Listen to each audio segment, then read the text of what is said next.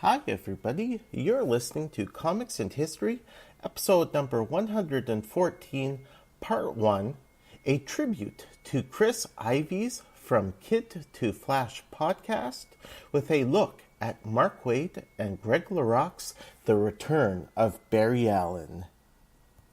And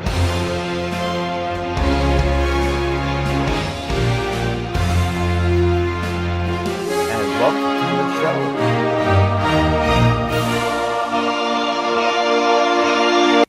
I am your host, Brian J. Rygate, and class is back in session.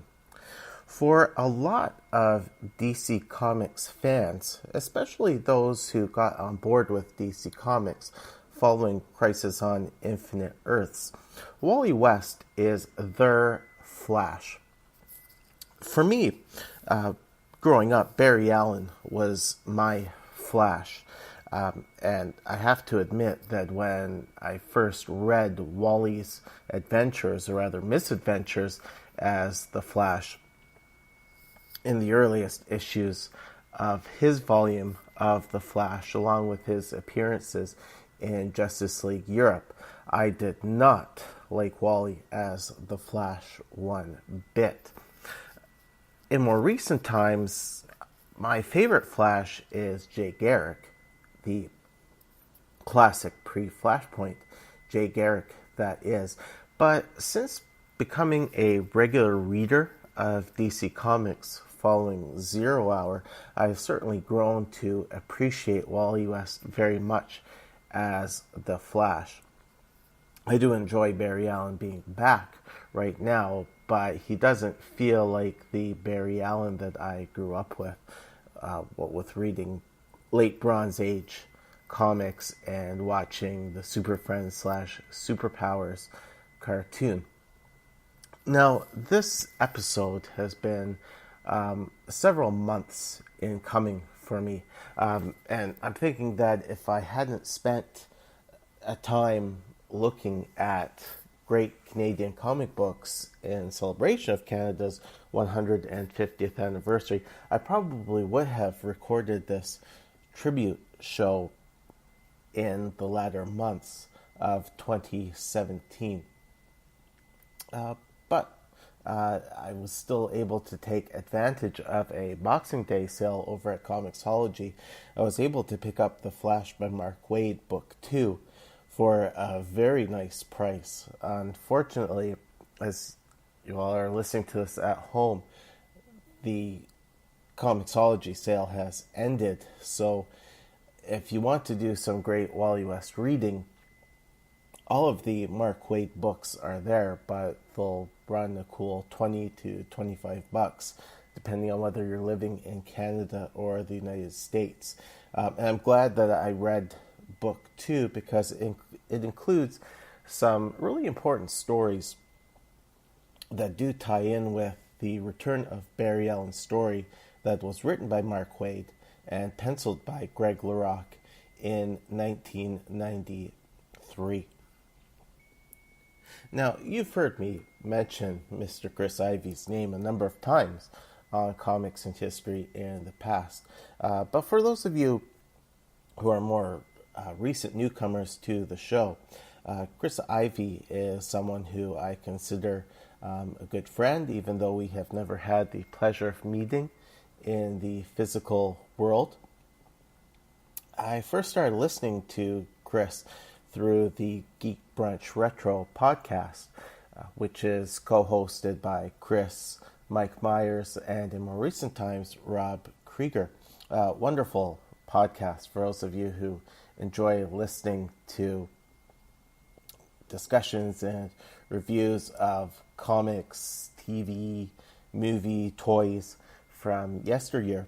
And on Geek Brunch Retro, Chris mentioned that he had his solo podcast, Myth Making ETC, and he also had another solo podcast, From Kid to Flash, in which he was chronicling the life and career of Wally West, beginning with his first appearance in The Flash, number 110, cover date of January 1959. And From Kid to Flash covered Wally's entire pre-crisis career as Kid Flash, leading into his transition to becoming the Flash in the wake of the death of his uncle, Barry Allen, the second man to become the Flash.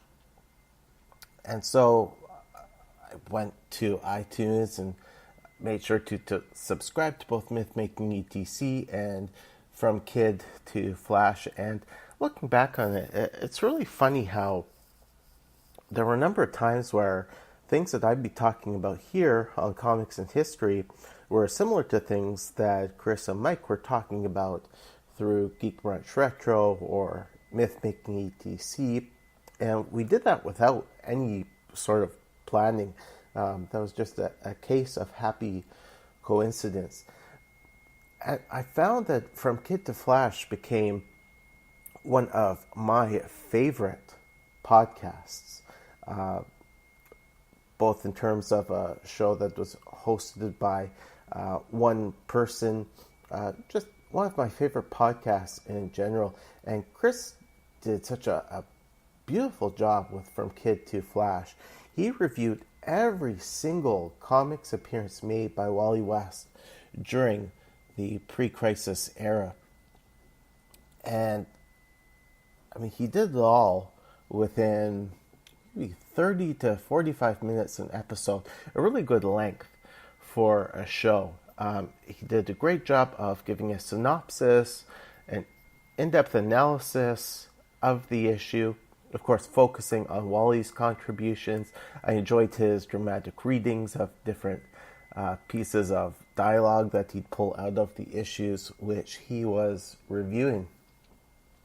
And it was close to a year ago now when I sent Chris a message and said, hey, Chris, you're getting pretty close to talking about Crisis on Infinite Earths. And so past that, you're going to be talking about Wally as the Flash. And it's going to be really interesting to hear you talk about your thoughts on Wally in his early days as the Flash when he was struggling to carry forward his uncle's legacy. I'm really looking forward to hearing what you have to say about Volume 2 of The Flash, as well as Wally's appearances in Justice League Europe, where Keith Giffen and J.M. DeMatteis, they really seem to go out of their way to make Wally the JLE's equivalent of the JLA's Guy Gardner. And looking back on it now, looking at that conversation which Chris and I had, I feel that Chris knew at that point that he was looking at wrapping up the show, which I hoped that he would not do, because I was really looking forward to hearing him talking about the return of Barry Allen. But then this past July, episode number 50 From Kid to Flash was released, and Chris announced that it would be his last episode. And what a way to end a podcast on a milestone number like that, episode number 50. Just some really good timing, organization on Chris's part. A little over 10 minutes in length. And in the first couple of minutes, Chris gave his reasons as to why he was wrapping up the show, which I completely understand. But then for the remainder of the episode, he gave this beautiful overview of the first 49 episodes of From Kid to Flash, where he gave a really nice retrospective on Wally West's career as Kid Flash, leading into his becoming the Flash. And even though the show came to an end, Chris still accomplished what he had set out to achieve in the first place. He covered the entirety of Wally's career as Wally West, and he finished things off by looking at Wally in his earliest days as the Flash. He ended with Wally's appearances in all 6 issues of Legends. And of course, I'll be talking about that pretty soon, as I'm coming to the end of my Coles Notes treatments on DC's Legends.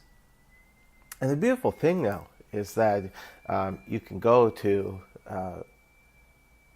Chris's website, or you can go to iTunes or another podcatcher. I'll have a link on the Comics and History Facebook page. So you can still sign up to listen to From Kid to Flash, but I suggest that you actually start off with episode number 50, and then go back, listen to episodes 1 to 49, and then just to tie everything back together, listen to episode number 50 again.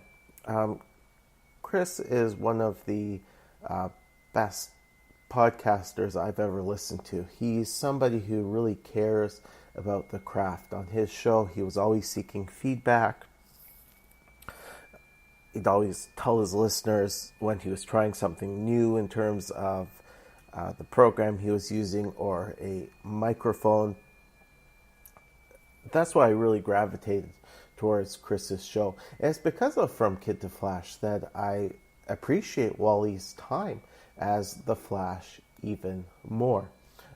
So this episode is a tribute to my friend's podcast. And of course, spoilers ahoy for the return of Barry Allen storyline, which is now entering its 25th anniversary. I mean, to me, I've heard other people say this, but for people my age, you look at the 90s and yeah, it's 20 plus years ago, but it still feels like yesterday. And I know that in the ensuing years, we've seen Barry Allen return in Final Crisis, and he's been brought back as the primary Flash in the current DC reality. But still, this story by Waid and LaRock is seminal reading. Just a wonderful, wonderful storyline. There's some brilliant writing. And on top of that, there's a brilliant artwork by Greg LaRock. I mean, for a lot of Flash fans, not only is Mark Waid their Flash writer, but Greg LaRock is their Flash artist. And this was Mr. LaRock's final work on the Flash comic. And what a way to go out. In the hands of a lesser artist, the story might not have worked so much because an artist might have made Barry and Wally look exactly the same. I also have differences in their costumes, but LaRock really went out of his way to show that Wally and Barry were two very different men, not just socially and emotionally, but physically as well. And he also provides a really nice homage to perhaps Barry Allen's most prolific artist in the pre-crisis era, Carmine Infantino. So let's get into it. Again, for those of you playing at home, I am going to be basing my review using the Flash by Mark Waid book 2. The main storyline took place in Flash number 74 through 79. But again, there were a number of other stories which tied in with the return of Barry Allen. So I'm covering the entire thing here. I'm not going to go page by page, panel by panel, but for each issue, each story, there are certain points which I'm going to be going into in some more detail and putting things in historical context. And actually, before I get talking about the first story that appears in this book, I should put things into historical perspective here. Of course, for a more in-depth look at Wally's pre-Flash history as Kid Flash, please do go back and listen to From Kid to Flash. Following DC's legends in 86, 87, Wally West was a person with a very large